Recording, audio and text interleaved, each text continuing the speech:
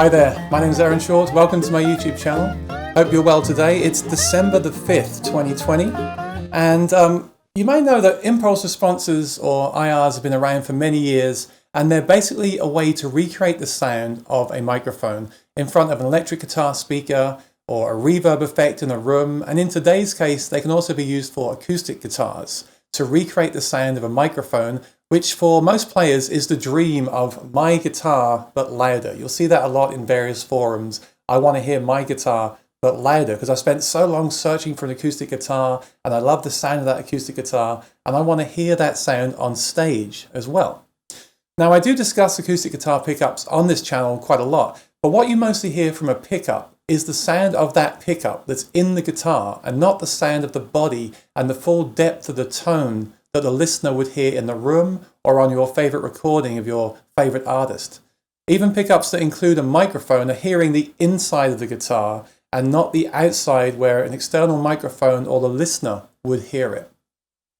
Fishman, Guitar, Yamaha, recently LR Bags, and even Ovation I just heard about have been using the technology, but ToneDexter was the first product to allow you to create a custom IR using a studio microphone, and this has a lot of great benefits that we'll discuss today.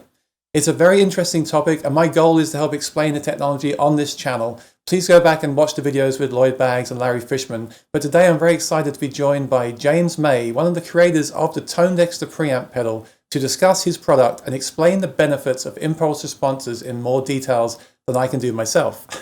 Please feel free to ask any questions in the chat as we go, and if you're new here, please subscribe and ring the bell. So without further ado, hi James, how you doing?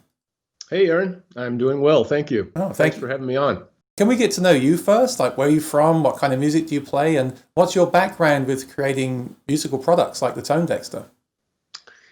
Yeah, good questions, I guess. So I'm from originally Cleveland, Ohio, northeastern Ohio. And my background is both musical and professional in the sense that I'm an electrical engineer. I did a lot of work professionally in the telecom industry.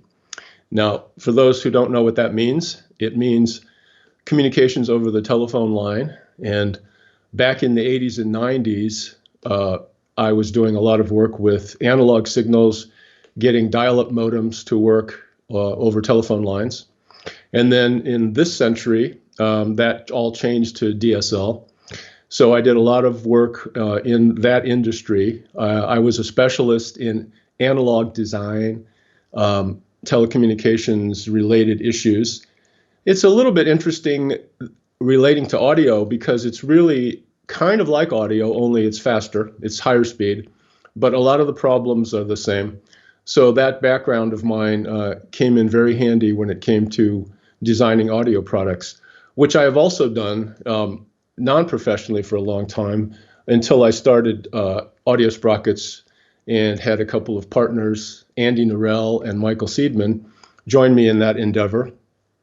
Andy was a friend of mine and also a telecom expert. He is a digital signal processing expert. He worked his entire career in telecommunications as well. And a little bit of the background, we decided to start the company after I was playing a lot of music at that point and not happy with the sound I could get on my acoustic guitar. And not only that, my favorite stars and artists that I would see on live in concert or on television or on the radio doing live things, I loved the music, but I hated the sound of those pickups. So I really wanted to do something about that. And after a little convincing, Andy agreed to join me, and then he brought in a friend of his, also from the telecom world, Michael Seidman, and the three of us put ToneDexter together. And this was, around 2015 when we started. 2015. Wasn't it released in 2016? Am I correct? Well, yeah. So we had a prototype version. Our original version was different than the one that we actually brought to market. And it did everything the current version does, but it had a few more bells and whistles. And little learning curve there. We realized that we couldn't sell it for as much as it would cost, which was about $800 at that point. So we had to go back to the drawing board and redesign it for something the market could afford. And that was a fun challenge. So we had a little bit of a false start, but we learned a whole bunch, and we learned what we needed and what we didn't need. So, you know, it was good in the end. It helped us get to where we are now. So I'm actually showing a picture of the ToneDexter Pro to the viewers right now. This is the original ToneDexter. And so what's different about this one to the one that we have on the market now? So that prototype, of which there were about a dozen, and we had those in beta testing with people like Peter Frampton and some other pretty well-known folks who really liked it.